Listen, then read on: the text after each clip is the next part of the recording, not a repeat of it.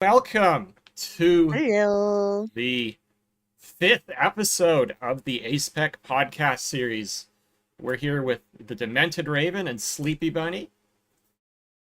I am Tyee. Hi. Yeah, and I'm Tyee, Twitch, part-time Twitch and YouTube content creator.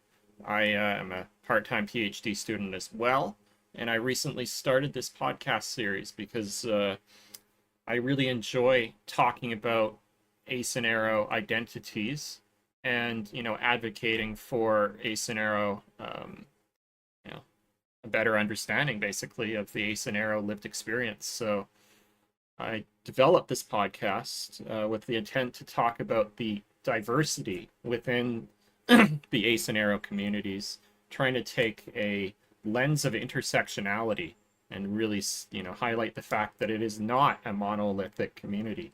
There's a huge amount of diversity in both the ace and the arrow communities, and so that's sort of why we started this podcast. I've had an amazing time so far with everybody, and I'm very excited to be chatting with Sleepy Bunny and Raven today. I would like to pass it over at this point to the Demented Raven. Do you want to introduce yourself, your pronouns, and anything you'd like to share about your channel, for example? Sure. Hi, everyone. I'm the Demented Raven. You can call me Raven or TDR. My pronouns are she, they, he. I am non-binary and asexual, and I'm a disabled variety caster on Twitch and also a freelance composer, which means I make music for video games and jingles for streamers and all sorts. So yeah. Welcome. So glad to have you. Thank you so much for joining me. And Sleepy Bunny, you want to introduce yourself? Sure. Hello, name's Sleepy Bunny. I use they, them, all pronouns. So don't be afraid to use she, her, he, him. I don't know this user. I'm not really used to neo pronouns, I'm sorry. I'm a ace, demisexual, aromantic, and also non-binary and agender. I'm a freelance artist. I basically have my graphic design degree, associate CP, but I'm also going into marine biology as a choice of major. Heck yeah. Uh, I think that's it. Yeah. Well, thank you so much again for being here. I know it's extra early for you, Sleepy Bunny, especially. So, Yeah, it's early for the both of us, like yeah, 9 a.m. I just woke up, yeah, Time so I zones. And I'm in Scotland, so yeah. Thank you so much to everybody that's here. I've had so much fun with this podcast series, and I've learned a lot from it. So, looking forward to chatting about the split attraction model, Amatonormativity, Allonormativity, and how aspec relationships what they can look like, basically. So we have a lot yeah, of things to touch on today, and the yeah. first thing that I think might be interesting to talk about, because I think we've alluded to it in previous podcasts, but haven't really formally defined it, is the split attraction model. So Yeah. the split attraction model is essentially the idea that sexual attraction, in its most basic form, it's the idea that sexual attraction and romantic attraction are different and are not, they're different things altogether. And Yeah. many folks in the aspec community, may experience romantic attraction and not sexual attraction. And then, for example, allosexual aromantics may experience sexual attraction but zero romantic attraction. And then, of course, you got the arrow aces like myself that don't really experience either. It first appears in the form we recognize it today in 2005 on the Asexual Visibility and Education Network, or AVEN, though the term split attraction model actually didn't appear until 2015 on Ace Tumblr. So that's actually a relatively new term, the split attraction model, or SAM, as some people in the community call it. It's since been expanded to include other types of attraction because there are quite a number of other types of attraction. But initially, when it was developed, it really only touched upon sexual and romantic attraction. So, some of the other types of attraction are sensual attraction, the desire to interact with others in a tactile but non-sexual way. Some people might Yep. look at this as cuddling or hugging, those kinds of things. Aesthetic attraction, the appreciation of the appearance of someone disconnected from sexual or romantic attraction. Yep. Platonic attraction, the desire to be friends with someone. And, also, you've got things like tertiary attraction, the desire to be in a QPR, which we'll talk about in a little bit, for example. So all of these things kind of fit under the split attraction model, which many folks, but not all folks, in the ace and arrow communities find useful when describing their lived experiences. Fun What fact, platonic attraction, the desire to be friends with someone, and actually has a coin term called squish. True, very good point. Yeah. A little fun fact. Fun fact indeed. The obviously the tertiary attraction equivalent is an absolutely awful term, zucchini, which I can't stand personally. What? So Zucchini. so apparently the word for a QPR is sometimes called a zucchini, and I've never understood why. What? I guess the Yeah, person really likes zucchinis. apparently. So, But I also do like the split attraction model, especially with like these four attractions, because that's actually how I delegate like, okay, this is friend. This is probably more than friends. Like, because I mhm. cannot use the sexual or like romantic Yeah, attraction as like a gauge. Like absolutely. like majority of the time, like for friends, you're like, damn, I really want to know more. Damn, I really Mhm. want to be friends with that person. That person's Mhm. really cool. And Yeah. that's like the two that I usually have. But when it comes to like more of like a QPR standpoint, it'll be like more like sensual attraction. Mhm. Like or at least like other types of like forms of like what's it called? I forget the five like oh, I forgot what they're called. It's like gift giving, physical touch, words. Like completely forgot. I think the ways to show like appreciation or love or something. Welcome on in, Cat's Alley Games. Good to Well, see you. welcome on, and like it's too early for me to like forget shit, but All good. but you got it right. Absolutely understand. Yay.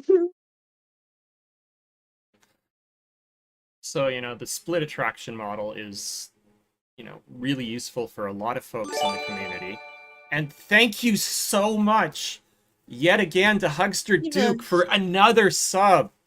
Duke has been dude. popping off in these Hey. Aspec podcast streams. Thank you so, so much again, Duke. Thank you, Duke. Thank you, Duke. So very kind. Thank you so much.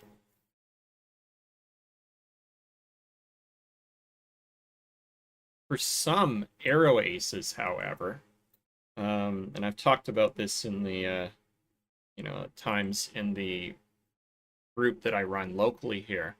Uh, Some folks refer to themselves as non-SAM or non-split attraction model arrow aces. And for that's them, interesting. they don't recognize a split difference between sexual and romantic attraction, or it's that they don't really find it important to differentiate because they don't experience either. Yeah. And so for them, many of them sort of see themselves as, not romantically attracted first, and given their arrow ace, the sexual attraction is not really all that important. Um, so there are actually some folks in the community, particularly, the non-SAM arrow aces, for whom the split attraction model does not work and is not a useful model. And I think that's something I would like to explore in a future podcast, but that's not the main focus today. It's just sort of a little bit of food for thought, going Yeah. forward. So were there any other thoughts that either of you had on around the split attraction model? And, do you find it useful? Do you use it yourself? I don't use it myself in particular because I'm pretty new to the model. But I do, but reading into it, I feel like it is very useful and it can be very good to differentiate what's what. Like for example, romantic attraction, platonic attraction, and I feel like it's good to like, how do I describe it? Just like identify what's what, and it may actually help someone like identify what emotions are what, especially if they don't feel anything in a sexual attraction sort of way. So it's like, oh, what does this feeling mean, or what does this emotion mean? Because I'm feeling a particular emotion on these people, but they don't know what it is. So I think it's a good like way to get you to sit down and think. And I know the thing might not work for everyone, but I feel like it may work for some. Yeah, So, absolutely. I already said my opinions and like Yeah, thoughts a little bit earlier. absolutely. But I do think like it's very helpful. I didn't even know there was like a term for this. Yeah, I just saw like, oh, there's different types of attraction. yeah, Okay, yeah. this actually explains it. yeah, Like I knew more about like the platonic and like the aesthetic and sensual, but I didn't know about the emotional attraction. Because yeah, I honest to God thought it was like point like hand in hand with like the platonic attraction or like a yeah. squish. And, Yeah. a Because of lot of like how it these, is. kind of had a blurred line between one another. Um, Hmm. Especially, when you get into tertiary attraction and the QPR, a lot of that's kind of wrapped up in it. Yeah, I don't know much about like the tertiary. I'm sorry if I mispronounce the tertiary attraction. You got it. Like it, yeah, yippee. Yeah.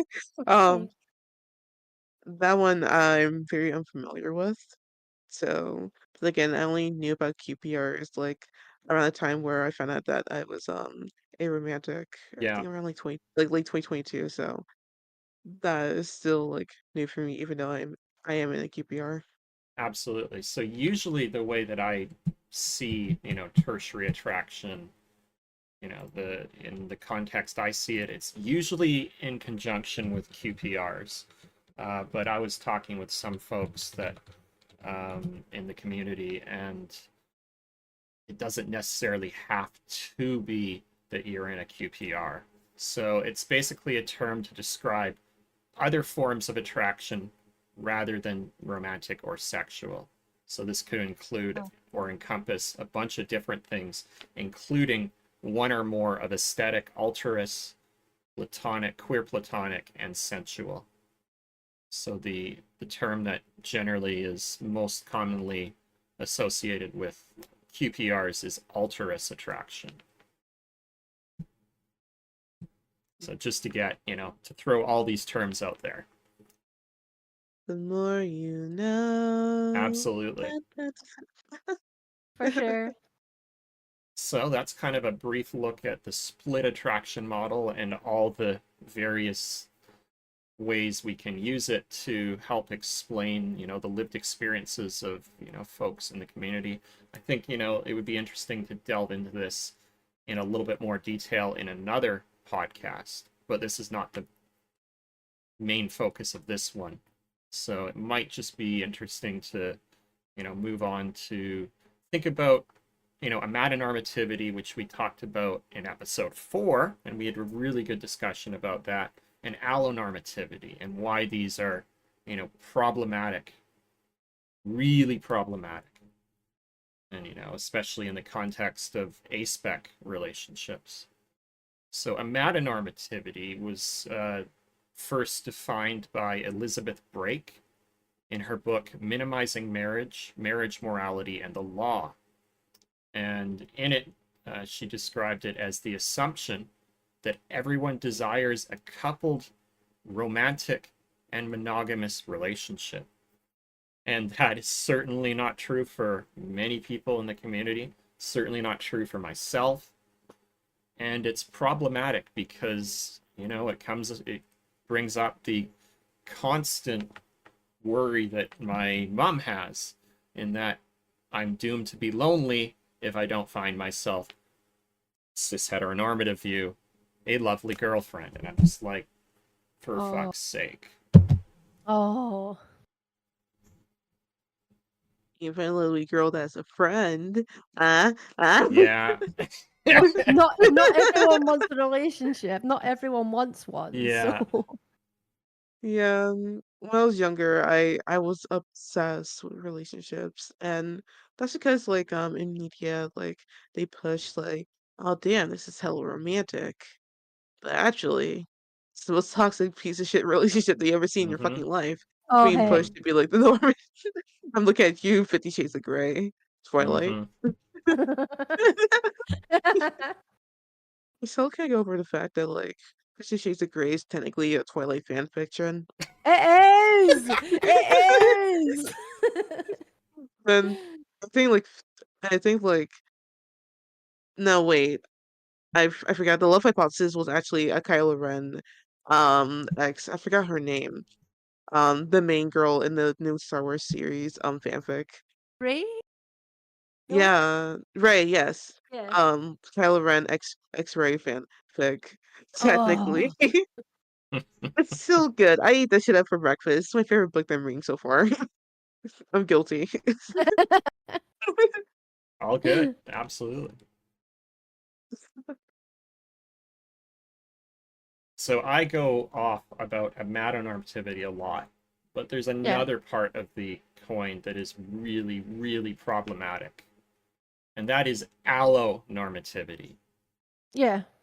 And this is the assumption that everyone is allosexual, in that they desire a sexual relationship, they experience sexual attraction, and that is obviously not the case, and is really problematic in the Aspec community, and it is really frustrating because everybody outside the community assumes if you're in a relationship, it's sexual. No. Why does it have to be that way? Yeah, I feel it's kind of dumb. Yeah, I Like know, right? they they chastise you for exactly. sleeping around Yeah, and being a hoe.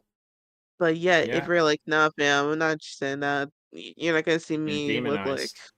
a kid, I a kid, bro. Like, you're not gonna see me like doing all this shit. You'd be like, oh, look, ass, clutching thy pearls.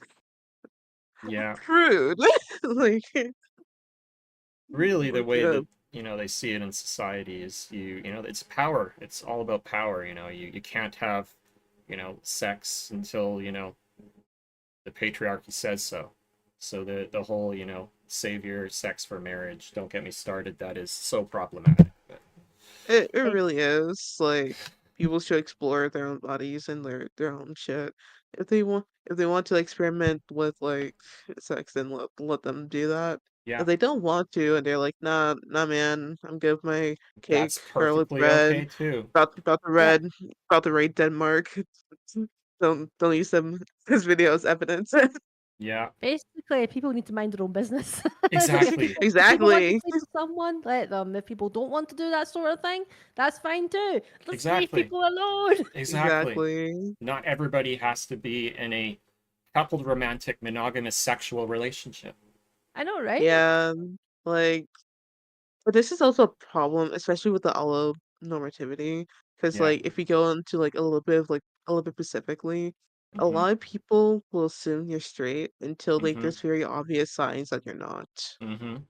Like if you don't fit like the stereotype of like being like gay or queer, they're just gonna Exactly. assume that you're straight. Or like there's also Yeah. like assumptions like if you don't look a certain type of way, they're not gonna assume Mm-hmm. like stuff where they're gonna assume like you do all these kinds of stuff. Like for example, if you have like a lot of like tattoos or like piercings, they're gonna think like you're a dangerous guy, you do Mm-hmm. drugs. Mm-hmm. And sometimes I'm not saying that's for everybody, but sometimes it's not the case. Like I've been viewed as being straight laced until be like, wait, you smoke weed? Yeah, I do. Or they'll judge you with your hair color as well. Yeah, Yeah, exactly. that is Have true. plenty of that. Especially with age, because before I dyed and bleached my hair, people thought I was roughly like 26, 25. When in reality, at the time I was 19 to like 20. Then when I started dyeing my hair, people started like think I'm closer to my age or even younger. You're Yeah, like, oh, like my old coworker when I used to work at retail, so like aren't you 18 when I had like my hair like split dyed? I was like, oh no, no, no, no, no. I think around the time I was like 21. But I was flattered because I was like, wait, people think I'm younger now? It's like a yeah. total shift than what I was been getting at. Usually people shoot higher for me, but now people shoot lower because of my dyed hair. It's so frustrating. As Cat's Alley Games said, they said wearing collars gets them some weird attention, but people just need to stop assuming full stop. I agree. It's Absolutely. so frustrating. Like, And welcome on in, Neon Fairy. Good to see you. I welcome me, I'm very hello. Like, I understand that certain stereotypes exist, especially when you have like statistics to back it up. That I yeah. understand. But when it like stereotypes just by opinion or like a point of view should be stopped. I feel Yeah, like yeah, absolutely. So like we've get all the story before like believing one side. we've kind of already kind of delved into some of this, but why are amatonormative and allonormative and obviously cis heteronormative assumptions particularly problematic for the Aspec community in particular, but also the polyam community? Indeed. Mainly because like the obviously the control thing in the views Hmm. Yep. is like if your views don't align with me, being like, yes, you want other people? You think you can pull better than me? One person. I don't care. It's the law. One person. You can only do like one person to marry, or one person to get. Mm. And Or- it's, I think, technically illegal to be in any sort of polyam relationship here in Canada. I believe if you read the law by the rule, by the letter. Oh wow. Yeah, For America, you're not able to like be in a polygamy relationship, which is just like marrying like more than one person. yeah, Yeah. absolutely. Polyam is not the same though. That is Yeah, that's a consensual. thing. That's Yeah. consensual. Oh, my bad, my bad. I know people, what was it, tend to like mix polygamy and Hmm. polyamory, Very and problematic. or they get mixed up, and Yeah, that there's not a lot of education on the subject, I'd say. I've only learned about it myself yeah, because of my um because someone I know was delving into the more polyamory side of things, and then so I just looked it up just to get an understanding. So yeah, yeah, so more education is needed on the subject. Oh, absolutely, because I just made a mistake. no All worries. right. Yes, And we all. That's how we learn. yeah, That's how we learn. exactly. And that I That is think is true. That is why true. How we learn. there are laws against it, because people assume polygamy are the same thing. They are not. Yeah, they're not. Polyamory is consensual non-monogamy. There is the key difference. Consensual non-monogamy. Mm, That's the key. And if it's yeah, consensual, why the fuck do you have to worry about it? exactly. I And know. I think like that misconception is also like pretty high because I didn't know that that wasn't the same thing. Yeah, So imagine someone with like that type of misconception and also exactly. like an ass. Yeah. Yeah. But yeah, I think it all comes down to people needing to mind their own business again. Because with Mm-hmm. relationships, it's like let the people do what they want to, as long as it's nothing bad going on. Yeah. And what was it? Absolutely. Just keep your nose out, pretty much. Yeah. So it just comes down to that once again. Exactly. Basically, it's an A/B conversation. See your way out. Aye. I got that Yeah. saying from my partner. And Yeah. obviously, there's, huge problems with these assumptions for the Aspec community in particular, Yeah. because we There is. certainly don't conform to the, you know, coupled romantic monogamous and sexual relationship, right? One thing I always get is it's no secret I'm a mum of two, and a common question I would get is, if you're asexual, how do you have kids? And I'm just like, oh my word, do I really have to Uh, spell it out? there's the other Oh, issue that just because you don't have sexual attraction doesn't mean you may not engage in sex. That is a huge misunderstanding. They're like, all aces are exactly. sex repulsed. Absolutely. I know that's a Absolutely. That's misconception. a Oh, yeah, misconception. yeah, that's a big misconception. It's like, oh, you're ace. Oh, like you've never done it, have you? And it's like that's not exactly how it works. No. Oh, Yeah, that's a lie. If that's how it works, then like shit, like, let me get my virginity back. Like Yeah. yeah, there's just so many things about being ace, and there's also like, oh, what's the word?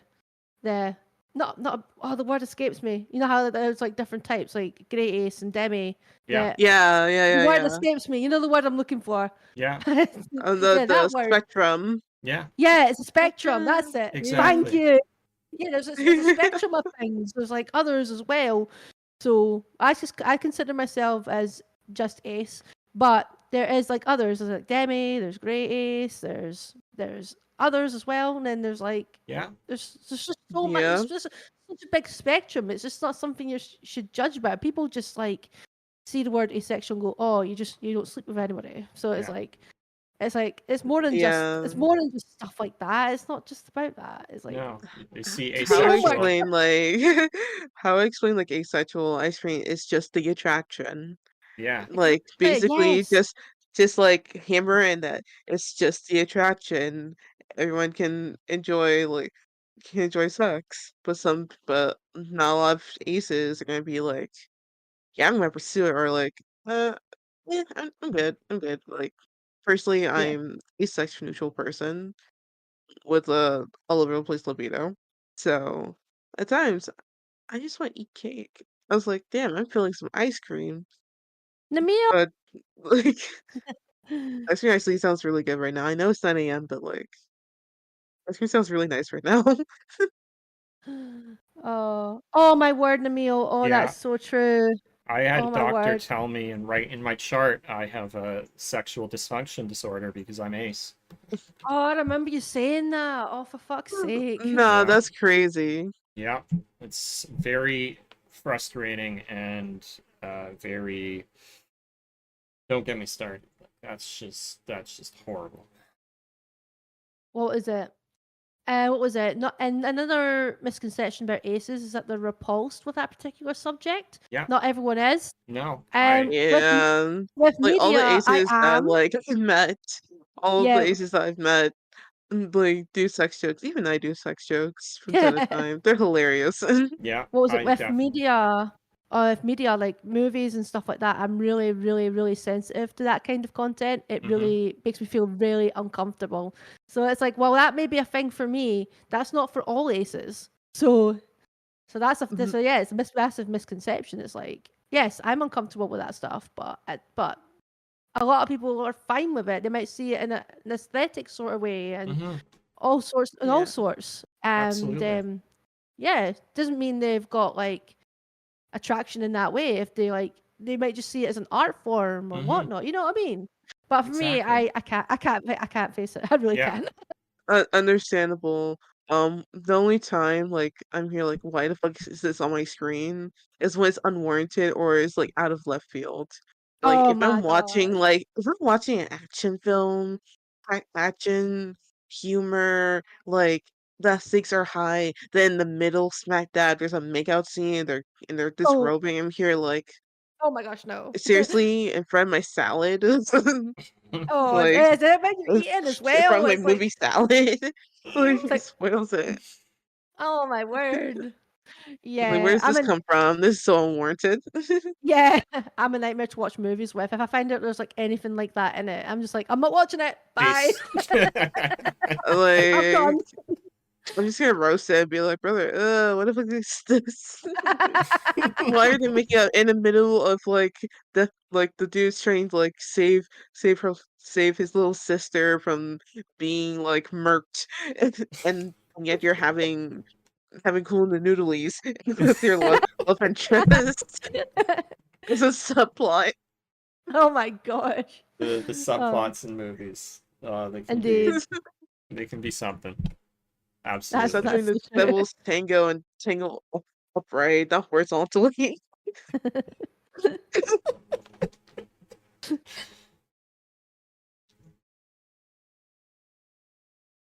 Oh my god.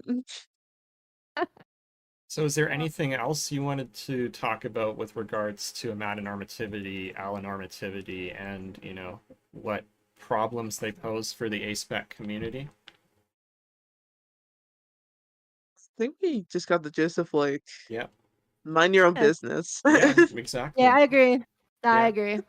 And, all the misconceptions that come with it and Uh-huh. the misunderstandings it creates. That Yeah, And all, also the dangerous yeah, situations that it exactly. brings up as well that's when Exactly. so you're true. in like a dangerous situation. Mm-hmm. Aye, that's a good point. Very good Mm-hmm. point. Absolutely. Because I'm gonna dive a little bit into like statistics and stuff Mm-hmm. like that. So if some people get uncomfortable, I understand. Yeah. But when it comes to like the asexual community, especially when it comes to like people that are AFAB in this asexual community, they unfortunately get pressured into doing things they don't Mm-hmm. want to do, and that Absolutely. Yeah, also and which includes sexual acts, which Yeah. is unfortunate that's so true. that So like their gross. partner think like, oh, it's like a thing they just need to grow into it, like even Oh, like as someone who's asexual. That's not how it works. No. yeah, That's not really how it works. there's a lot But of yeah, like situations where like you're just words are failing me at the moment. You're just basically like in the world and what's seen as normality, and people are like, "Oh, so that's how relationships are supposed to go." And it's like, no, that's just people stereotyping, going, "Oh, it Mm-hmm. should be. Oh, it was like, oh, do I have to be straight? Oh, does it have to be boy girl? Oh, does it have to be this?" It's like, no, you might be something else. You could be ace. Mm-hmm. You could be queer for all we know. Yeah. You and you may not want to sleep around. You may not want to do Exactly. this. It's like because it's just exactly. like falling in our faces that this is the norm. It's like no, there's like so many things out there in the world, so many orientations, so many ways of living their lives. It's like Yeah. that should be like shown more like in the media rather than just being like straight boy girl. This is the way. This is the only like relationship. It's like no, that's not how it works. That's definitely not how it works. Yeah. But So there's also a big misconception that like asexuality is equals chastity, which that's also not the oh my case. gosh, If I that's the know you. case, then I'll be chastising uh for like the rest of my life for the past 84 years. Just kidding. I No, know, they are right? not the same. Absolutely No, not. They no, are not the same. One, definitely you're not. saving yourself from marriage. The other Yeah. one, you don't really care. And yeah, Yeah, being coerced Uh, into sex is yeah. not good vibes, and that's putting it extremely mildly. No one Yeah, indeed. should ever be. absolutely. I know it's fucked up. It's It's absolutely fucked up. fucked up. Remember, kids, even though I'm probably the youngest one here, unless you get an enthusiastic yes and they're jumping to get in bed with you, it's not consent. Exactly. Indeed, If you indeed, hear it, I guess, or like a meekly yes, no, don't do it. And indeed. with the one kind of, what I refer to as the one capital R relationship I tried to be in, it was, often, my partner really, being enthusiastic about sex, and I was just like, fine, like, because I felt like that's what I had to do, I was very indifferent about it, didn't care, but Yeah, I wasn't enthusiastic about it in any way. yeah. For for me, like my first relationship, I will be going back to like that referencing like a lot of stuff because I did learn a lot of stuff. I also received a ton of emotional damage. Hmm. More or less, like I was so curious about sex, like obviously, Yeah, but we moved it a little bit too fast. So we have right moved. So like it was trash. I'm not gonna hold you, yeah, but I also learned like yeah, maybe like I should just like wait until like I said like a enthusiastic yes absolutely. instead. What was it? My story. This was my second ex back when I was like 18. What was it? I didn't know I was ace at the time. I knew absolutely nothing about that subject, but I had no interest in. I knew I didn't know, I didn't really think of it at the time. I was too afraid of that subject, anything sexual. I was too afraid to even think about that sort of thing, and I know for a fact I wasn't going to do anything of that sort anytime soon. And what was it? And unfortunately, my ex was really ununderstanding because they were upset because their friends were talking about that particular subject and bragging about it. And they basically said to me that they would basically said to me that they would cheat on me unwillingly to get what they wanted. And I'm just What like, the what? fuck? Hell no! You should Yeah. throw that motherfucker in the trash. Yeah, they were like, Actually, it'll be against my honor to, but I know I would do it, even though I wouldn't mean to. And it was just like, what? It's like, nah, keep it in your that's pants. dumb. That's dumb. Throw the whole entire person away. Oh, they were Like toxic. They were toxic and compulsive liars. So No I kidding. don't talk to them anymore. yeah, No um, kidding. for for the first ex, he was too ugly to cheat. He tried cheating, but he was too ugly to do so. Oh, idiots out there. Eh? Yeah, no kidding. Like be for real. How the fuck you? How the fuck are you that ugly? And you can't even pull. And then I don't know Oh, if you're familiar with the whole. We talked about it in the first episode, but the episode in House MD about how House figures that he can fix, or that the asexuals have to be fixed, essentially implying oh a my horrible, gosh. horrible. And it's mad dumb. Yeah, Like you can't really fix what's broken. yeah, Like you don't want people to be horny.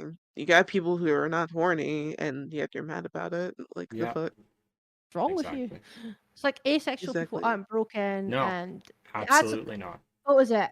For those that are autistic, it's like you've got a double whammy. It's like they think you're broken when you're autistic, they think you're broken when you're Hmm. ace. It's like basically what it is. It's something that's different from the so-called norm. You're broken. It's like, but that's not it. It's just everyone's different. Everyone's got different things. Some people are autistic, some people are not. Some people are ace, Yeah, some people are not. Some people are gay, some people are not. Just because it's not what's the standard of what people expect yeah, doesn't mean they're broken. It's fucking ridiculous. yeah. So if you're not Yeah. allo cis het, you're broken, is essentially what society's telling you, and also Exactly that. Which is neurotypical. honestly mad funny.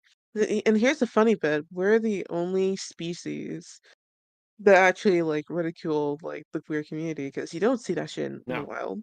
no. You don't No. see it. Like we have lesbian koalas and like gay penguins. Like And there's huge, evidence, with bonobo species that, there's, they will have Yeah. sex for a variety of reasons within, the community, Yeah. for, bonding reasons as well. absolutely. There's a huge social aspect to it. Yeah. Like, here's a little fun fact about penguins, which I think is really cool. Like, if like the male penguins are, if the penguins are in like a same-sex marriage, like they'll actually like get like an egg from like another, or like they adopt an egg that got abandoned. Because you know how, like a lot of penguins like abandon their eggs, even though they steal eggs. There's a lot of things about the eggs, but still, they essentially adopt the egg and raise it as their own, which I think is really cool. Absolutely. And Yeah. for whatever reason, some, humans can't accept it. It's really sad. It really Yeah. is sad. And also, Kat says the only somewhat good things I'll say about penguins because there's a list of like atrocities that they did, Yeah. Oh, absolutely. and I think like the list is a little is matching the dolphin list,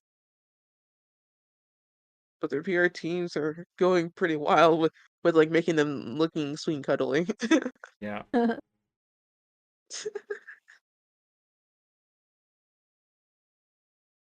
So we But chatted yeah, about, amatonormativity, allonormativity, and, obviously the implied cis heteronormativity.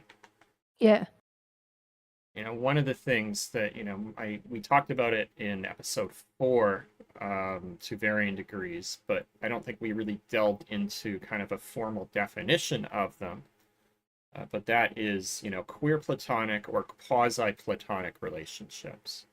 And so, I thought it might be helpful to like formally define what these are, just, in case folks aren't familiar with the term. So, a queer platonic or quasi platonic relationship is a relationship that's neither romantic nor purely platonic in nature.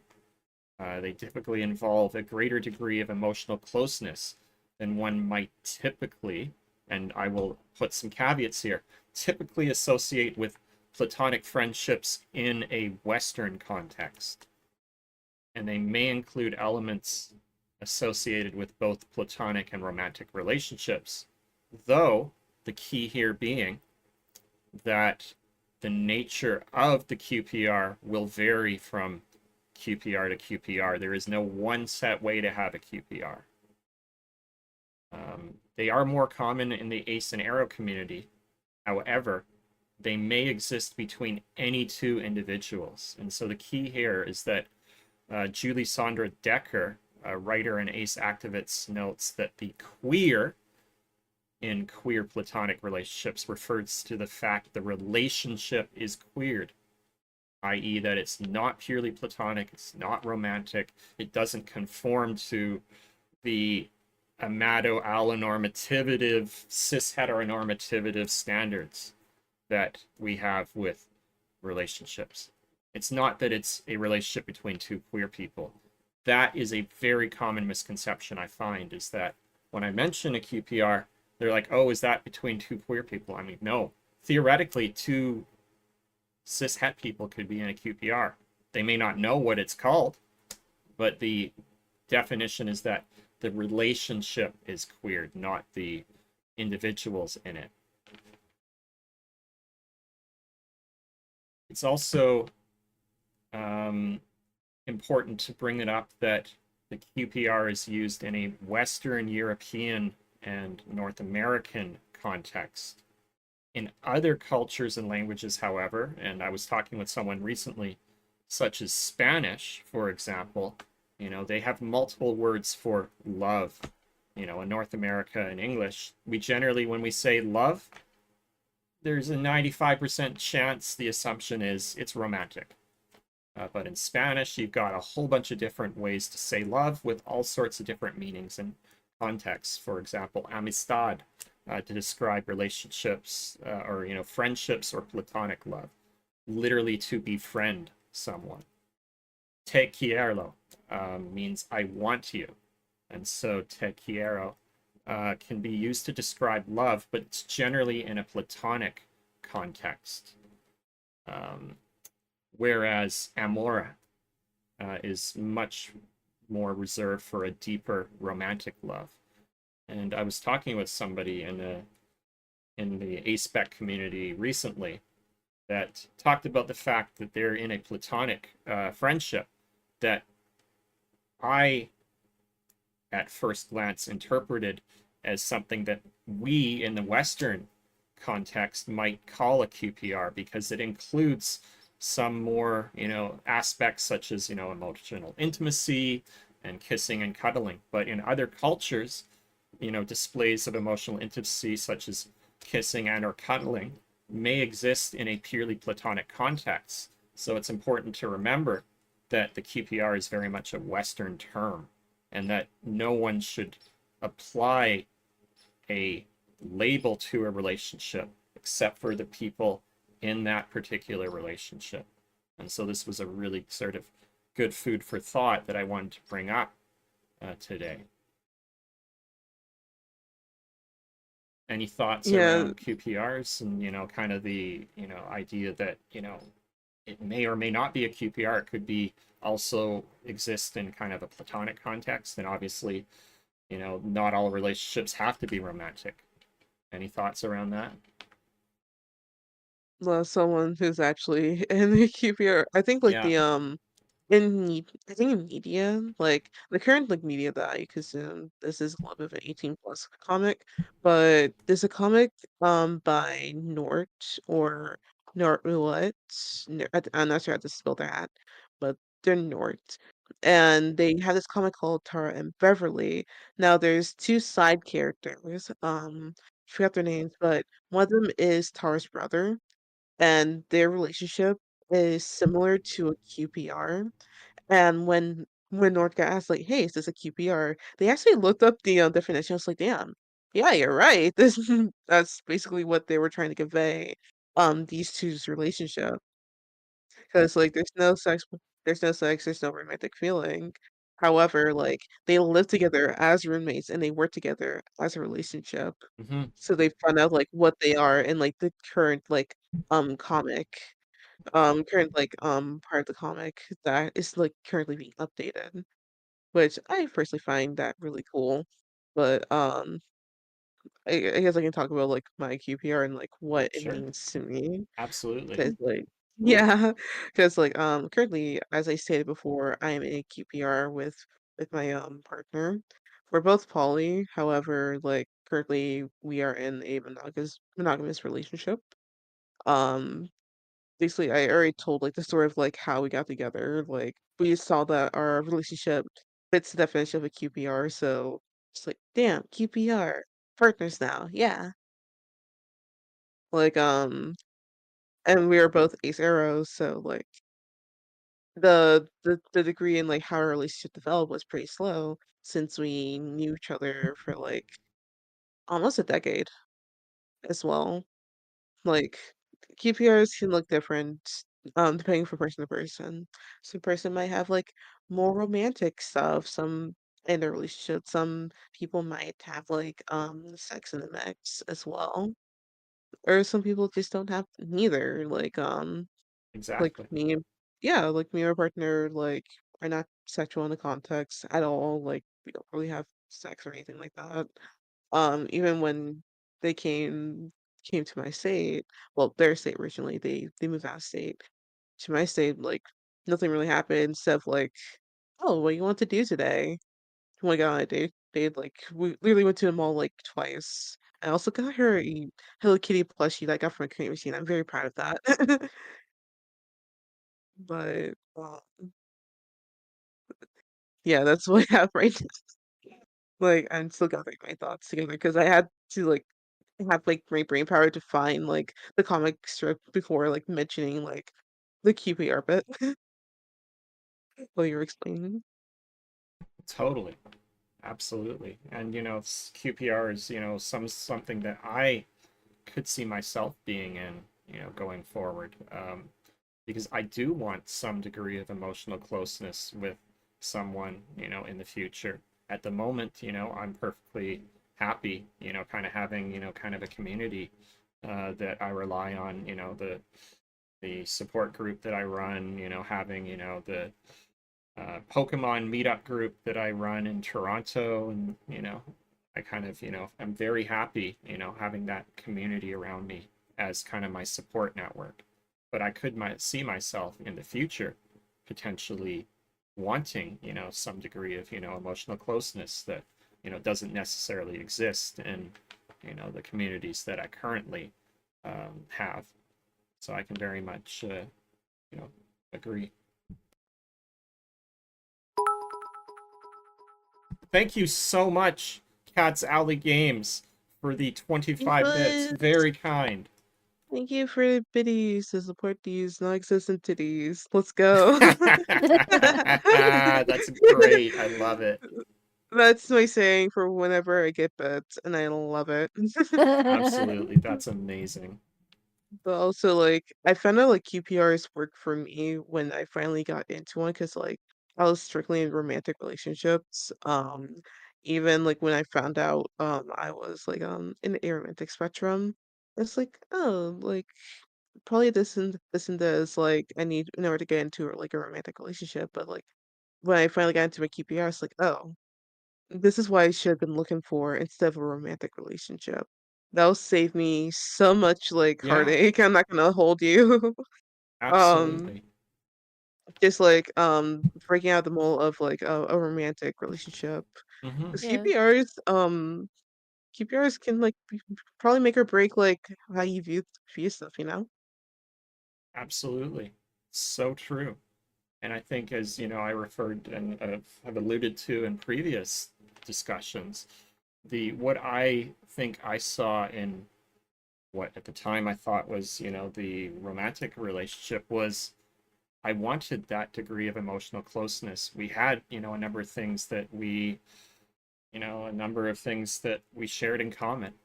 And I enjoyed the emotional closeness we had, but I did not, you know, I come to learn looking back on it, I did not experience a romantic attraction to them.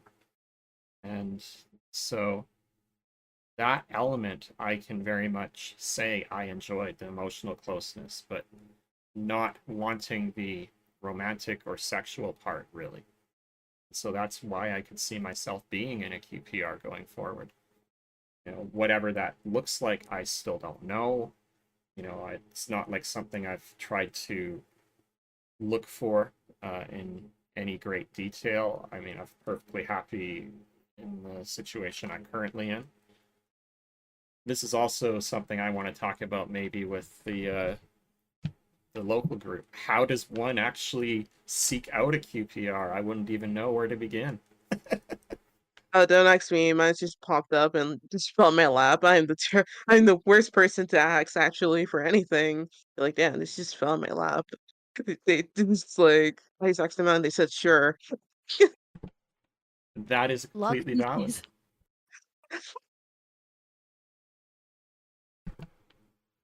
Like I guess I had that tism riz, I guess. I'm like, let's go. Let's Yeah, fucking go. autism. Yeah, I can relate there with you know, being ADHD. It's difficult for me to like muster up any sort of courage to ask a question like that. I'd be like, I can't. No, too hard. It's Oh, so hard. yeah. Even though like I'm usually the voice of reason when it comes to serious situations or like more or less like relationship type advices, I'm usually the one that's like usually the Yoda of the stage. Even though like I have I have like very limited like experience when it comes to like relationships. Like why the fuck would you go to like a airways for relationships advice? But I think it's because like communication, like I feel like when it comes to like the ace community or like going to QPRs, like you tried like stuff and you know what you want because you tried Absolutely. out like you did trial and error. Some Yeah, people weren't the best, but you've learned. You learn like what to look out for. You learn like what your likes or dislikes, what your make or breaks in your relationship. totally. Yes, you can see from the outside and see like, Yeah. okay, I know I don't Yeah. want that, Hmm. so I see that like that as a cautionary tale.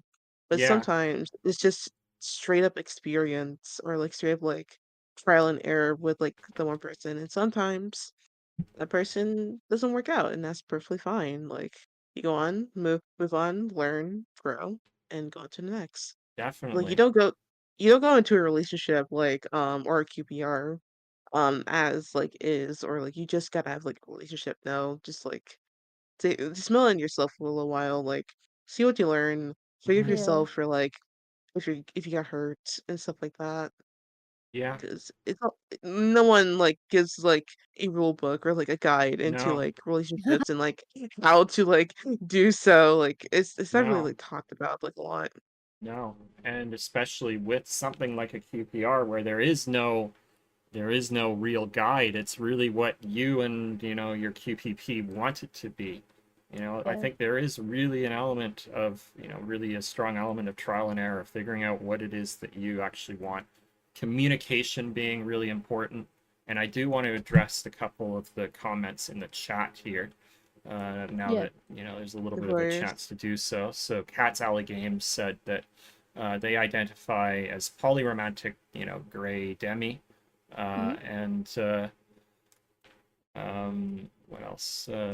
And that they were very much looking forward to, this discussion around QPRs because they want to smooch and cuddle, but they're not in it for, the sexual part. And I completely Yeah. understand that for sure. I completely agree. Like, I like the cuddly bits. I like Yeah, Yeah. the little yeah, gifts and stuff like that, absolutely. going on cute little dates and stuff like that. Like, Absolutely.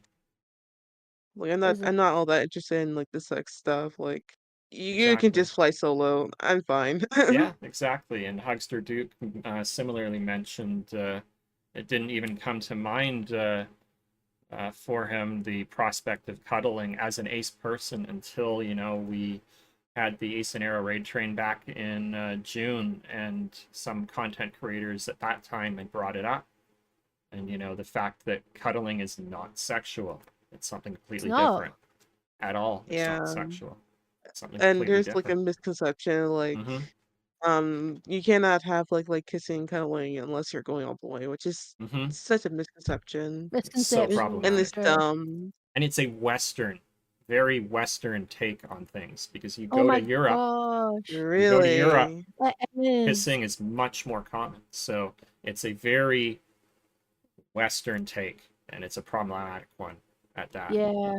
I'm Ace and I love hugs. What was it? My kids' dad. We're currently going for a separation right now, unfortunately.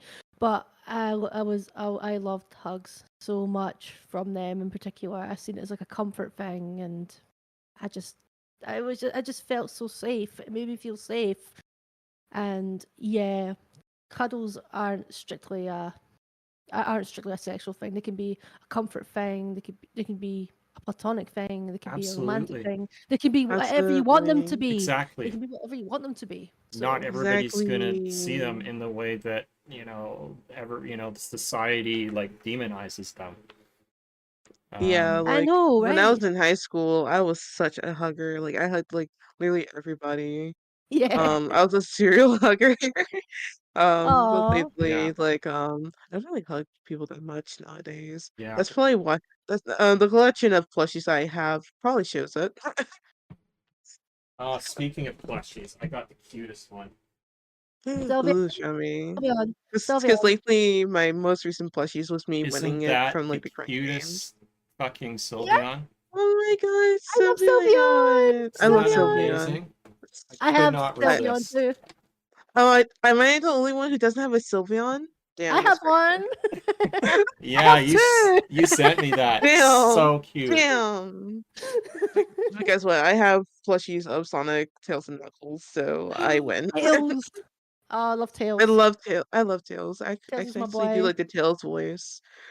Then Yeah. I can actually do Tails voice. Oh, I can do a Tails voice as well. So Oh sweet Tails. yeah, Tails for life. Stitch. Absolutely. And Neon Fairy said that they feel so European, Uh, we hug here when we say hi and bye, and it's completely normal to ask, "Can I hug you?" In North America, it's, kind of like only reserved for certain kinds of relationships. And Yeah, that, I find weird. Like I would say I ask when I'm like hugging strangers or like I'm hugging like someone new that like another friend knows. To be honest. Like, but usually I don't really hug strangers. I usually just like shake their hand. yeah, But when it comes to friends, however, absolutely. I hug my friends. Yeah. Yeah. And Namil said that Scandinavian culture is also, kind of around there too. Everybody hugs everyone except cis het guys. I wonder why. I agree with cats. Like, bros should be able to hug bros. They should be able to kiss their Exactly. bros There's a to, really to neck and toxic, eye. yeah, toxic masculinity is a thing, Mm. and it's disgusting. Is Are you really homies if you don't kiss your homies goodnight? Mm-hmm. Think Exactly. about that. Right? You're not a real homie if you don't kiss your homies goodnight or at least hug them. Right? Cuddling does remind me of hugs, so it appeals to me. My For favorite form of sure. oh, I've seen Absolutely. Duke's comment there. That's I bet. Absolutely. Mm. What Like is even sometimes a you could. bro hug? Like, But seriously. like what? Is a bro hug kind of like those 5 second hugs that like you Yeah. just like spread your arms wide and be Yeah. like, "Give me a bro, pat Yeah. pat." Pat pat I. Yeah, I know the hug you're talking about. Yeah. Absolutely. Cuddles are like prolonged hugs. Yeah. You can definitely Yeah, see them as Yeah, that for they sure. are. that's so true. Absolutely. It's like a safe space. Cuddles. Absolutely. Absolutely. So Like valid. I would cuddle my partner more if they weren't like equivalent to a heat generator. They produce so much Oh, heat for oh me my and word. Oh, for sure. That's and also valid. which I understand because like I get cold easily. I don't mind extra heat, but at times you're like too much heat, too much heat. Oh, especially in the middle of summer when it's like, close to 100 degrees Fahrenheit Oh outside or, like yeah, like 36 Yeah. Celsius, with the humidity and you're like, "Oh, I can't. No. Definitely not and not I have happening." no idea what's happening with like my AC at the time. But for some, I think it's because like my room was so small and there's like 2 people. My my room became like kind of like a sauna. I was like, I can't deal with this. Mhm. And even though I ended up taking like majority of like we had like 2 blankets, they got in like the smaller one because they get hot easily. I got like the comfort because they get cold easily. So valid. Mm, So we've delved into, some of this already and, I've kind of been talking about this throughout. But Yep. I'd like to, propose the question, how does your lived experience as a Aspec individual, how has it influenced the relationships that you've been in? And then on top of that, what have you learned from being in relationships about your identity? I know that part certainly played a big role for me. ooh, absolutely. Like I want to give Raven the go because I'm a professional Right. yapper and I feel kind of bad. I've learned a lot about it. Was only in my 20s when I Mm-hmm. was married with my husband that I knew I was ace. Well, they had an inkling I was ace beforehand. But just out of all the relationships I've been in, I just look back and I realize what I've learned, like what I want in a relationship, what I don't want in a relationship, and and realizing that like like I don't have like sexual attraction towards people. I'm just that baffles me. It's like I don't see people that way. I just see people as people, and if I have if I have romantic feelings, which I can do, then that'll come to play.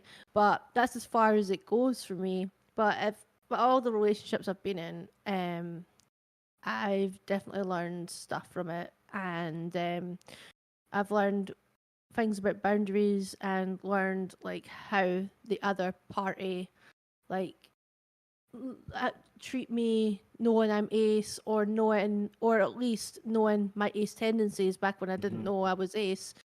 And there's been positive experiences, negative experiences, like I said with the ex that like threatened to cheat on me pretty much because I wouldn't sleep with them. Um, and but my husband was probably the most supportive of all of them because they were the more time we spent together, the more aware they were over what my needs were and just me being ace in general. And they were really respectful with things like that. And I know I'm just going on a tangent here, but That's in okay. short, I don't know where I'm going with this. I actually have no idea. No, But you're good. You're good. I have no idea. But no, I I've definitely noticed a lot of things to do with being ace in relationships and who I've been with and whatnot. And I don't really know what to say. My mind is just drawn a blank. It's just a lot's happened, and I've Yeah. been with understandable people and not so understandable people. Hmm. And but I've really learned more about myself with being in relationships and being ace, because I'm still learning more about myself and being ace to this day. Um, like why do I do certain things, and how do I feel in certain situations, and what I'm currently feeling as an ace person. And heck, even my husband has also come out as demi, so that was also a surprise for me, because Congratulations. they only found out, like, I don't know, months back, like what was it, beginning of the year, or the end of last year, I can't remember, but it wasn't too long ago, and so that was interesting. um so but yeah, now it's just me. It's just me, and I don't know what will happen in the future on the relationship front. But I'm learning more about now that I'm back to being just me. I'm just learning more about myself Definitely. on the ace front, like what I'd want, in the future. Right now, I don't want anything, but Yeah. it's just more learning. It's just some more learning about myself. I just want to keep learning about myself, and that's pretty much where I am at the moment. That's So yeah. totally valid. Absolutely. And I designed Yep. this question to Absolutely. be open-ended so you can take it in, whatever direction you felt was most appropriate. Yeah. Absolutely. For me, I feel like I've been in a crash course over the past 5 years. Of course, I knew that I was in the A spectrum, during like my early teens. So I've been new and grown comfortable with being ace. I only had like one person, like the first one, um not really like taking account that I was actually ace. But however, my other well, not four, my other three relationships, I had like a not just a fourth, fifth one. um, my other three relationships were very, very like understanding and didn't push for anything because they knew straight up that I was ace. Like it's not something I hide with relationships or anything like that. Like that's straight up like a part of me that is, I think, is pretty well known. If I remember correctly. It should be well known. Um, but regardless of like what type of relationship it was and how it ended, I did learn like a lot of stuff. I did learn what I like. I learned what I dislike. I learned when to cut off a relationship. Some relationships don't need to be like hanging fruit, trying to like save like a sinking ship. Don't do that to yourself. um, I also learned uh that like I think it's going into like a little bit of territory, but like I also learned that like how I am with relationships, I just treat it as like, yeah, we're best friends and we do more. Yeah. um which I didn't Yeah. realize it was the type of like mentality that is meant for QPRs, not for like romantic relationships. Because that was like how I viewed romantic relationships. Yeah. Like yeah, you it's like best friends but with extra steps. Yeah. Absolutely. Yeah. But I think like also when it came to like the sex part, I realized like damn, I'm not really into it that I thought it was after experiencing it. I'm not saying that like the experience was so shit that I immediately got turned off. It was shit, but it didn't turn me off to like the idea of like sexual attraction or like sex in it like in the slightest. But it made me like rethink like, okay, if I'm actually going into this, I might as well like if I'm one I might as well like make sure I'm 100% into it or 100% like got hope for it. And most of the time I'm not. So as we learned. Thank you so much for the sub to the Nintendo Gamer. Thank you for gifting a Oh sub to my the Nintendo Gamer, Hugster Duke. Duke is just like the MVP of the channel, Absolutely. straight up. MVP The glu straight up. the glucose guardians.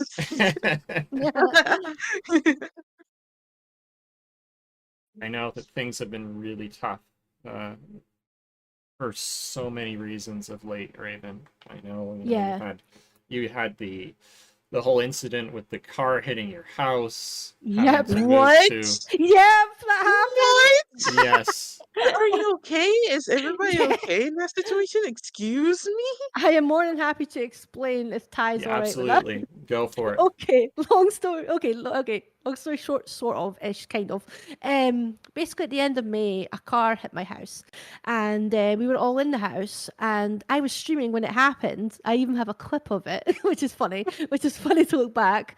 But it was so loud. It felt like a massive earthquake. Long story short, we had to evacuate the house because there was gas leaking everywhere. They'd completely destroyed the gas box. The wall was completely buckled. The damage is worse than they thought. The wall damage is incredibly bad. And what was it? Like I said, the gas box got wiped clean off, so there was gas leaking everywhere. So there was police coming out, the fire department. They had to turn off the gas instantly. The neighbors had to evacuate because there was gas everywhere. But because one little spark could just set it all alight. But thankfully, we were lucky to be safe and alive. Nobody was hurt. Even the driver was safe. It was a complete and utter accident, and he didn't mean it. He was absolutely gutted, and we're not angry at him at all. It was one of those things that you have to call an accident. It was a complete and Mhm. utter accident. The police checked him over and everything, and long story short, we had to go through 3 temporary accommodations because the one I'm currently in wasn't ready yet. So we went through 2 other temporary accommodations for like a number of days, and they were really nice, proper places. There was even chickens on one of the properties, and there was like welcome gifts, and it was really nice. But now the place we're currently in is not far from the broken house. So now we're currently in a temporary accommodation in this place till the house gets built, and they haven't started on the repairs yet. They've had to get like 4 contractors out, and now we're just waiting to see what happens next before they actually do the repairs. So now we have to wait till we get back to the broken house. So that's pretty much the story on that front. Oh Jesus. I'm sorry that like your house got like shocked like that. And Yeah, then and I was. Oh, sorry. and then I was about to say not only that, but as you mentioned, you and your husband have separated as well. Yeah, that was back in March. That unfortunately, just things weren't working out at his end Yeah. anymore, and we're still on good terms. We're co-parents for the children. Everything's all good vibes and everything, Mhm. but I'm still incredibly heartbroken with the breakup. I didn't want it to happen. Yeah. I'm totally crushed, and it still breaks me down here and there. And yeah, I'm still going through the pain with that. But we're on good terms. Well, we're still both under the same roof for the time being. They'll eventually move out to their own place eventually. But they just got to save up, and we just got to like focus Yeah. on life and the kids and stuff Yeah. like that. So Yeah. so yeah, a lot of stuff's happened this year. It's been really rough going, but we are doing our best. I'm doing my best I can. So And that's all we can ask for. You doing your Absolutely. best. And hopefully hear like a speedy recovery with both the house and like I'm not gonna say like geeking over relationship, but more or less like healing from the breakup. yeah, Cause like it was 15 years as well, so Mhm. it's going to be a lot of healing. yeah, So that's Yeah. that's a lot of healing that you need to do. yeah, for Cause like that's a sure. long time for a person. Yeah. Absolutely. Yeah. Yes, thank you, chat, as well. That's really kind of you. Thank you. Absolutely. That's a thing. You guys are lovely, for sure. I first met Raven during Yeah. the Ace and Arrow raid train, and one of the first times I think I spoken to you was around the time the car crash took place. And so Yes. that's basically how I came to know Raven, is that they weren't Yep. going to be able to stream because a car had just hit their house. Yeah. I thought I was That's going to really miss a the race crazy train. thing to like see on Discord being like Hey, how you doing? Not so great. A car just Yeah, hit my house. that's pretty Yeah. much exactly what happened. Yeah, I told like the Discord for the Arrow Raid train that a car hit my house. I was like, I might have to stream on my phone. I feel bad because I don't have all the best quality for you guys. I wanted the best for you guys, Yeah. but thankfully, I was able to. Thankfully, this temp accommodation had internet. I was able to get my Hmm. computer in, and boom, I made it by a day. You did. You got it. You got it You done, got and it it was an done. amazing stream as well. It was amazing. It was all amazing because of you guys, and I'm forever grateful for it. It was just Aw, rocking, and we got to talk about like Ace stuff as well, and it was absolutely. just Hell yeah. smashing. It was smashing. And if it Oh, wasn't oh, for the Ace and Arrow Raid Train, this podcast series never would have taken off. So I'm I so know. grateful. yeah. I know the ASL Raid Train helped so many ways. Like I Hmm. got to meet you guys, and Shania got to do like organize such a great thing, and then I'm glad she made that extra post about it because I didn't Yeah. know I didn't know she was doing it at first, and Yeah. then she made a post and it like saying there's a couple of spaces, and I was just like, oh, is it too late? And they were Yeah. like, no, you've got space, and Yeah. I'm like, oh my gosh, so that was I exciting. I Absolutely. came after the freight train. I was introduced by Emmy Blossom 93. She's Emmy's such a awesome. sweetheart. We love Emmy up in here. Yeah, We love her so much. absolutely.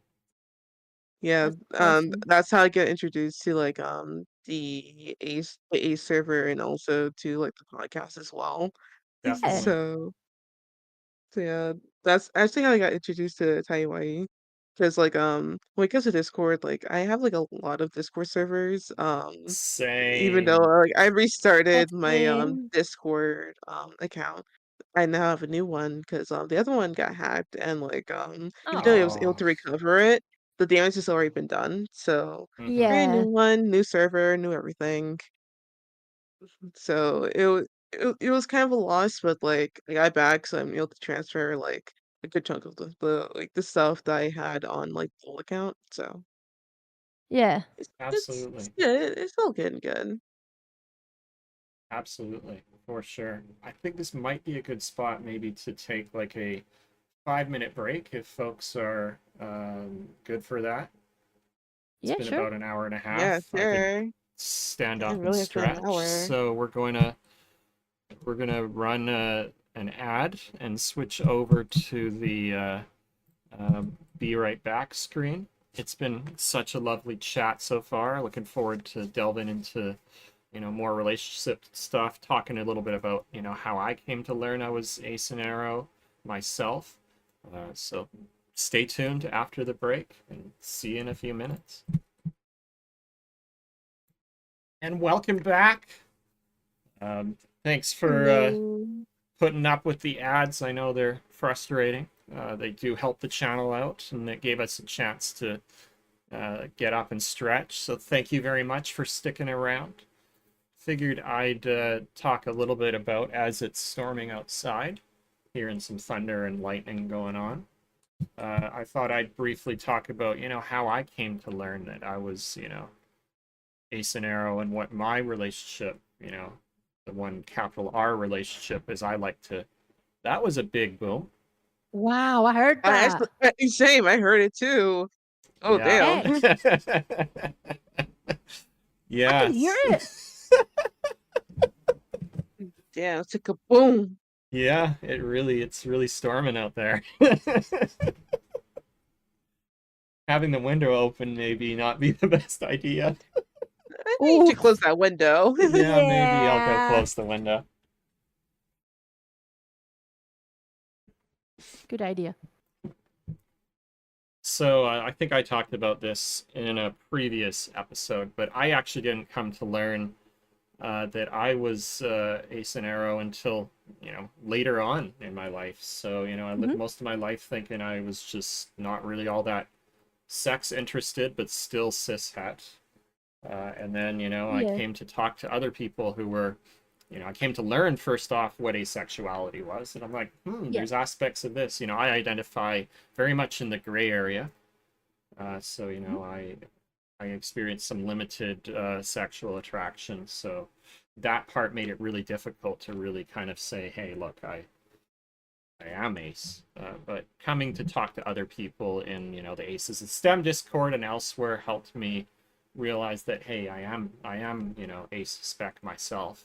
And then the relationship and, realizing I don't really, this is not really something that I am looking for in a relationship. And then realizing, what is romance? I was like, oh, wait, I might be aromantic.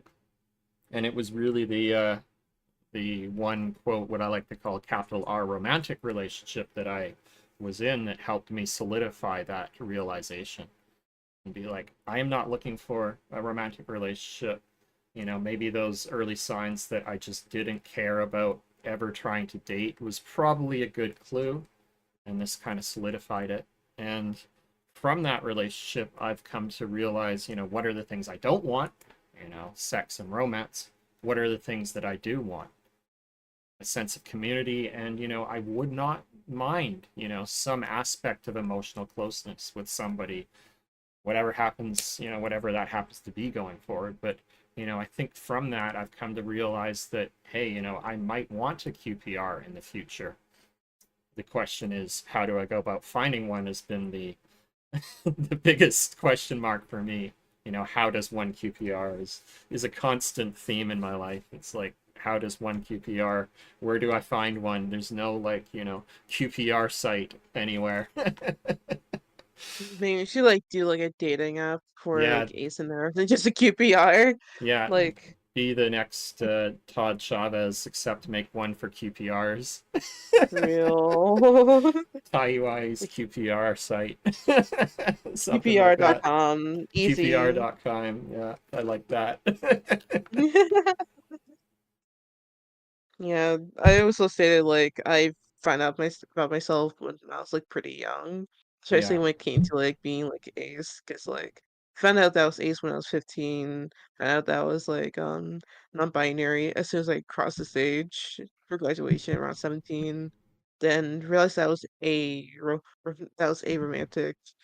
I think in 2022, I was like 2022, so I was 21 at the time. So I consider myself the baby of the group because I am 23. I probably like age y'all so hard right now. yeah, But I think in the same age it's like it's a lot more easier to find out yeah, like what you are. Like there's so many like resources, we have the yeah. internet at our disposal, Yeah, which is Absolutely. great. But can also be dangerous. Mm-hmm. that So too. like Oh, That too. absolutely. so mind the sites that you're going to. Yeah. Mm. So Hugster Duke asked, when did you first learn of QPRs? And for me, I first learned about them in I think I saw them mentioned in the Aces and STEM Discord, but I really came to learn about them from the discussion group I helped run. Prior from to me taking over, the first co-facilitator of the group prior to it joining the organization that I am now, an official employee of as of this month. Yay! I'm now a paid co-facilitator with them, so that was exciting news. They first brought up, what is a QPR, and it was, a couple years ago that I really came to understand what a QPR is. So I've only known about QPRs, I would say, for 2 years, so not very long, and I only learnt about the fact that I'm ace, in 2019, 2020. So it's all relatively new to me. And it was the Yeah. last 4 to 5 years that, I came to learn this about myself. And I would say that, and I mentioned it in the previous episode, that coming to realize that I'm arrow and ace, and then saying, I don't give a fuck about what society wants to label me as, really gave me the opportunity then to say, hey, look, do I have to conform to being what I was assigned at birth? No. And then I realized I don't identify as, cis male. I am very much non binary. And that was, I think another big realization this year. They, them feels much more appropriate. And I felt like I was just trying to perform cis male because that's what I was told I was for so long. Yeah. For me, it was in 2022 when I just realized I was in a romantic spec. So aromanticism and QPRs are still relatively new to me, but a Yeah, lot of things are new. yeah, Yeah, absolutely. we're all learning. We're all Exactly. And learning. there's no one timeline to learn it, you know? Exactly. Everybody It could learns it happen at at a different time. any age. Yep, Any right? age. Exactly. Anytime, any age. Mm-hmm. Yeah. So like if you're like out there and like are offended that I'm 23, I'm just kidding. That are like a little bit older, don't be like sad or feel bad that like you found like something about yourself a little bit earlier in life. Yeah. Do you wish that you do you want to know sooner? Yeah, a lot of people I Absolutely. It know would have like helped. their shit Absolutely. sooner. It will help like a lot of situations. Yeah. However, Yeah. like sometimes the circumstances are not right. Sometimes like it's not known or like you didn't know the term, this and that. Yeah. I certainly Yeah. didn't know the terminology at all until 5 years ago. So that's very much the Yeah. Yeah. case for me. And sometimes you don't even realize that you have these tendencies until like you technically like think back on it. Yeah. Or you just have like a lot of TikTok videos calling you out on your feed page. That's a Yeah. mood. That's a mood. Yes. My YouTube and whatnot is all just like, ace and arrow stuff now. That's very true. And as Oh Cat's yeah. Alley Games said, living means growing and changing. And I would also say challenging assumptions, especially for me in the Mm-hmm. last several years. It never Absolutely. stops. Never does. It never does. And You learning, never of stop course. growing I've and learned a lot. learning. Yeah. Yeah. So I guess Oh, the final question that I have here, and this one is meant to be really open-ended and to allow you to take it in whatever direction you would like to take it, is, what sort of things, as a spec individual, do you look for in a relationship? And by relationship, I'm not necessarily talking about any singular type. It could be romantic, it could be a QPR, it could be platonic. What are you looking for in a relationship? And what is the ideal relationship or set of relationships for you? Not gonna hold you. It's definitely communication. Yeah. And I said like last episode, but like in this day and age, like not a lot of people are able to communicate or Mm-hmm. communicate what they want. And it's not me being like autistic, being like, say what you want directly, damn it. It's just like, oh, there's a lot of things that could have been solved if we just Absolutely. communicated better. I am going to Like link. miscommunications. Oh, go Yeah, ahead. I'm just going to link something mm-hmm. called the Short Instructional Manifesto for Relationship Anarchy that I think everybody should read at some point. Because communication is key no matter what kind of relationship you are in, Yes. as you said. Yes. Absolutely. I agree. Like, and like I've been in like I did have like a relationship that I was in that could have been saved if we Mm-hmm. just talked or Yeah. like communicated. Mm-hmm. Like it didn't matter who was right or wrong. It's just that we didn't communicate, Mm-hmm. Mm-hmm. and that what broke it. Yeah, I would say that I my partner and I did not communicate enough when I was in that relationship, so I can completely agree. yeah, and like what else? Obviously like honesty, communication also supposed to come with honesty. Mm-hmm. You cannot be dishonest or hide stuff in a relationship. Like you No. guys are gonna be like going closer as time goes on. So it doesn't make sense to like lie. Because the truth will always come I out. Best lies agree. are the ones that are like tied with truth. Absolutely. So, Hmm. so Yeah. valid. I think that's like the main like core values, and also like respect is a two-way street. Don't expect people to respect you if you're not giving them the type of respect back. Mm-hmm. That that goes with like literally everything. Like everything I'm saying goes with like it's like communication with people in general. Like be just be straight, just be for real, and and people will either admire or like respect the hell out of you for it. And that should be something that should be looked for in a relationship. Like, and just be you. If like if the person does not like you for you and tries to change you, kick them to a curb.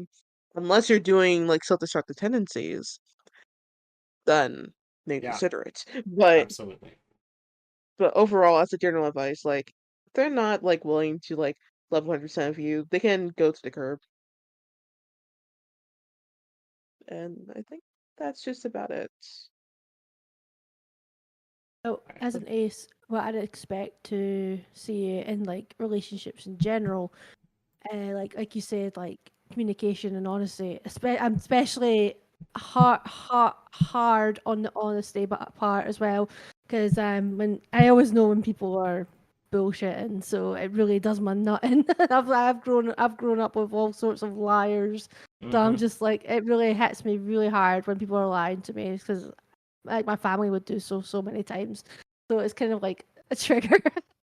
Yes. But Absolutely. I do not like dealing with liars. Like, I what the know fuck are you lying for? I know it's like just be honest, damn it. So, but what was it? Something Emil says is an interesting comment. For me, it'd be a feeling of home. Hard to explain Hmm. that though. I know that So true. feeling myself with my what was it with my husband. What was it whenever I gave him hugs and stuff? I felt like that felt like home. Hmm. That's safety, that security. If big if I'm ever in a relationship again, big if. I would want that feeling of home again, that home, that security, that safety.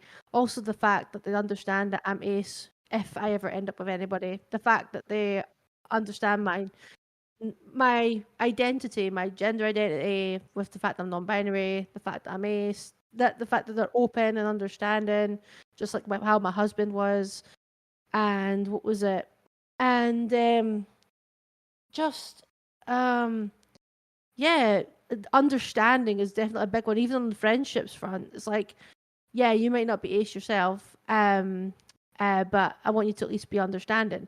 And luckily for me, I've I got a few friends. I got some friends that are ace. One of my best friends is ace, and I know a number of other aces. And they're absolutely lovely. So it's like, yay! It's great to have like others that like understand, but yes, oh my gosh, yeah, like with people in general, got to be understanding, honest, And also communication, boundaries as well. boundaries, Absolutely. So massive, important. Absolutely massive, boundaries. massive boundaries. That is a 'Cause very important one for that's sure. also one that people like want to like say they understand, but they actually don't. Then like No. when Yeah, they cross a boundary, they get mad. Hmm. yeah, They're like, they say they understand, but they just want to go and do the thing, whatever that thing may be, and it may be a thing you're just totally cannot do. It's just Exactly. straight up no, and they're just like, but mad, even though you've already explained it in advance. It's just like, nah, nah. Oh, I hope we all find the love of partnership we are looking for. Y'all deserved. Absolutely. Oh, Aw, cats. thank you Cats, you're a so much. Alright, Thanks, sweetheart. Ellie thank Games. you. You're a I'm Absolutely. sweetheart. I'm currently in one that is like perfect for me. Yay. I am Like so I don't glad. mind Ah. finding I don't mind like finding like if another person comes in and like me and my partner are like, yeah, we can go for poly, then we'll go for poly. But like other I than with that, like I'm pretty happy. what was it? Yeah, my best friend that totally understands why I get like uncomfortable with certain media and stuff like that. And I can feel like I can talk to them about that kind of stuff, and they're ace themselves, and they completely understand me in general. And it's just like someone who gets me. Such a good feeling. So true. And I would agree that, there's an element of, hominess that comes with certain, kinds of relationships. So I can understand that. I don't know Yeah, what that is for me yet. But at the moment, I've been really happy to be able to rely on kind of the communities that I'm in. So, the local support groups that I've, been attending, the one I run, the Ace and Arrow one, and now the non-binary ones that I've come to join that have been so helpful for yeah. me in my Hell yeah. journey recently. The Yay! the Pokemon meetup that I run once a month in Toronto, which has been a lot of fun. All of this kind Hell of yeah. has been what's bringing that energy to me to try to fight my way through the rest of the PhD, because that's how it's been lately. It's the PhD drains It'd my be like that energy. This stuff sometimes. reinvigorates my energy. Yeah. No, you rock. Raven, I saw No, I saw your comment in the chat. no It's use. like, no, you. No use. No use. All use. All use. Even Aw, chat. You two in chat. Rock. There we go. That's it. No Hell yeah. questions asked. aw. And if you're talking about, are you talking about old VODs from the podcast, Duke? If you are, they can actually catch it on YouTube, and there's no, there's no worry about that disappearing like it does on Twitch. Because that's why I created a VODs channel for the Aspec podcast series, so that Yeah. they can be archived. That's really Yep. cool. It's good to archive stuff, and what was it? Plus, since it's a podcast about Aspec, it's good to like it gives more like awareness on the YouTubes for people. For Yeah. people like, for example, if they like Yup. search up something to do with Aspec Ah, and then they come across this, it's like, ooh, exactly. Like, what is this? yeah. And if you ever missed a moment due to ads, you can go back and watch the VOD, and it won't have ads because it's recording everything from directly from OBS here. So Yep. And also get ad block when you're doing YouTube. yeah, You'll thank me later. yeah, Especially ad guard. It doesn't work with Twitch, but it works with like YouTube. And it doesn't give like the little like, oh no, you have an ad blocker. You totally can't have a blocker because we can't get money. But anyway, fuck totally, you, YouTube. yeah. Yeah, Yeah, highlights. highlights are Yeah. great. And also highlights allow you to make longer clips. Like I made a 2-minute highlight talking about my research. And, because it was a 2-minute clip, it had to be a highlight because clips can only be 1 minute long. So yeah, highlights And are Yeah, you great. they are. and you did a clip of me saying like I'm trans, like this is and that. My cat is doing weird shit. Yeah, I managed to clip that and turn it into a YouTube short. It was great. Oh my god. I already know what the clip for this one's going to be. Which Oh, one would be the oh, car? Oh, I can't reveal that yet. You'll have to wait and see. oh dear. Oh dear. Nah, it's I all bet my good. money is gonna be on the house story. Oh my gosh. I put my money on that.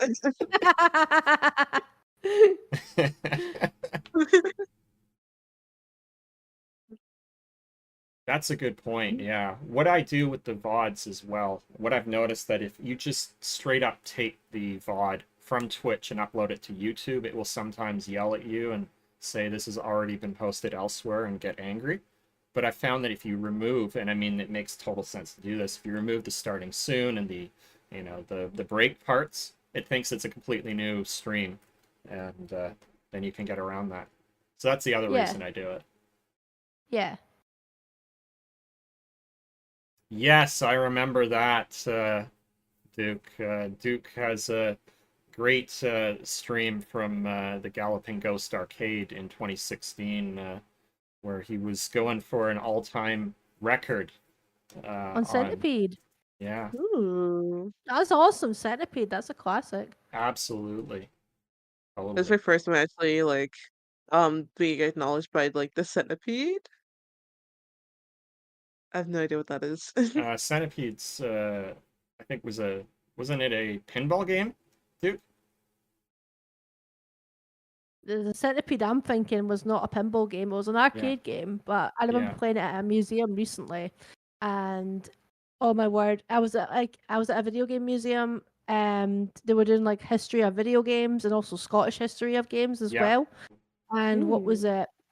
And Centipede was there, and a load of other things were there, and loads of like Scottish things were there, like Rockstar North, of course, because they did Grand Theft Auto and they're Scottish. So, but there was so much stuff. It was great. absolutely.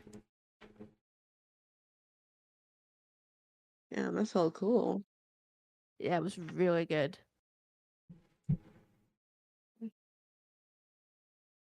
So is there anything else you wanted to chat about in terms of, what you're looking for in a relationship? Or have we kind of covered everything we wanted to talk about?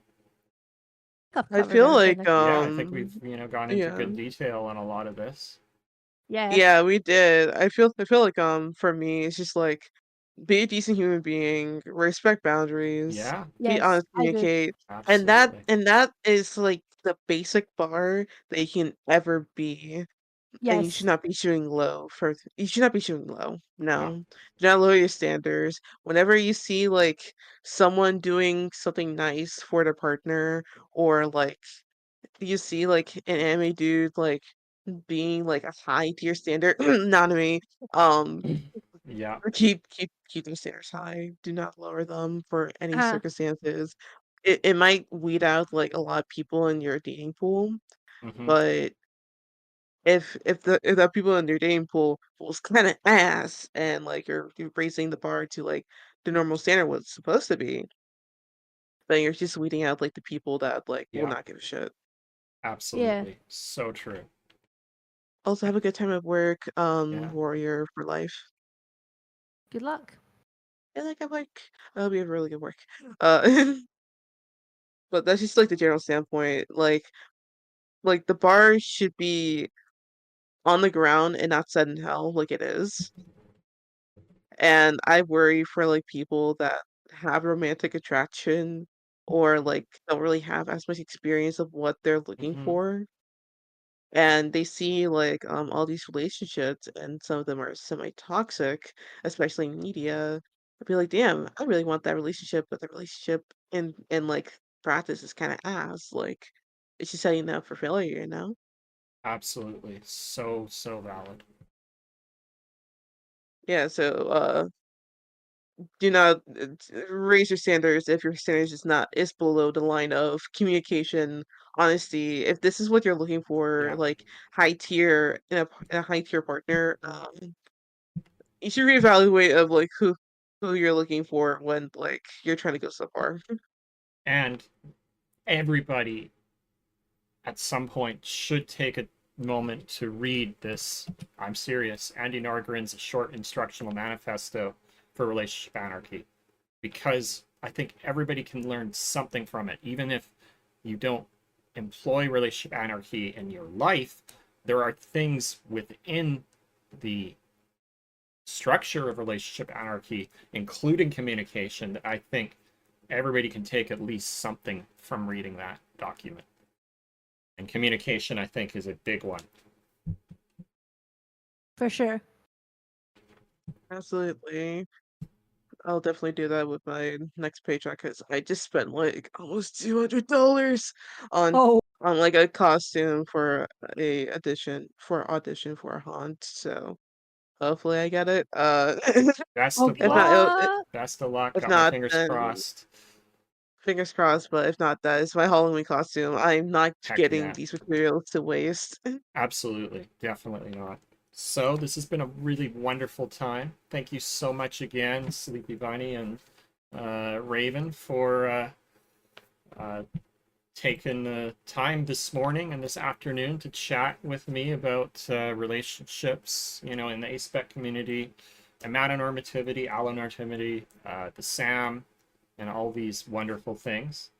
Thank you I for would like, having me. absolutely, I would like to give you both a moment to, let us know where we can find you on the socials, and what your, a little bit, remind us again where your streams can be found. I'll start with you this time, Sleepy Bunny.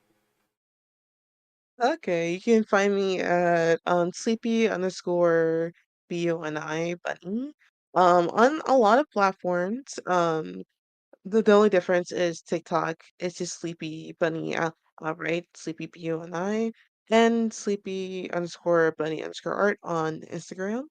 I mainly do art streams, but I sometimes game and stuff like that for visual novels and rhythm games and like blah blah blah, all that good fancy jazz. That's just about it, I believe. Also, I have rainbow buns. They're discreet pride buns that you can get off of Redbubble.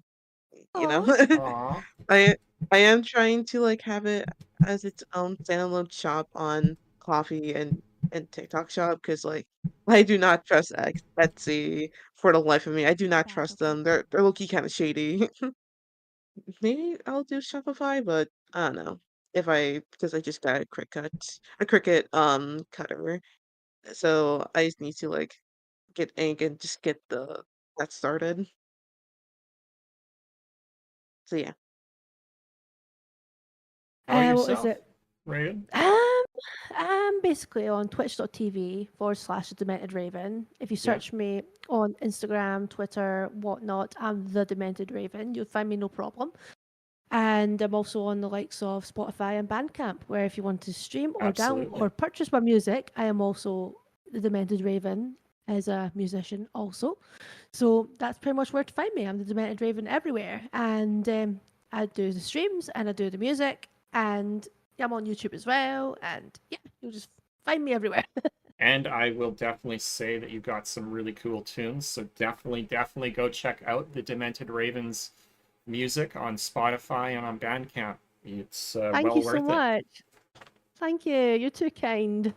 I have been Mm. listening it for the last couple days. I've enjoyed it. Ah, Oh, oh my gosh. make sure you send me that as well so I can Absolutely. listen to it. Let me shout you out I'll post both. it in the chat. Oh my Absolutely. gosh. Thank you so much. You're too kind.